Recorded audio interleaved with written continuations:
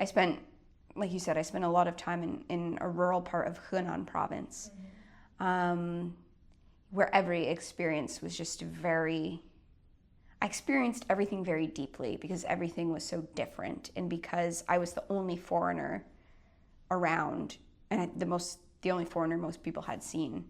So when I first got to Hunan on my first day there, I remember, I probably have told you this story, but like a little girl came up to me with a pair of scissors and asked if she could cut a piece of my hair to bring back to her grandma.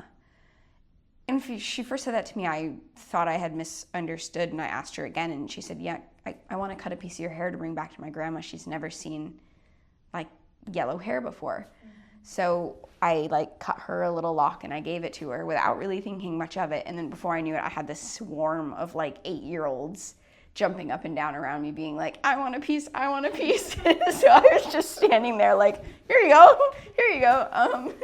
But it was, I think that's kind of why my like interest in rural China developed, particularly because I grew up in such a small, homogenous town where I had only really ever seen and known other people who grew up in that town and looked like me and had the same customs as me. I really kind of identified with that little girl's, like, it's just curiosity about someone who looks weird, you know, and different. Yeah, so I thought it was really, really sweet.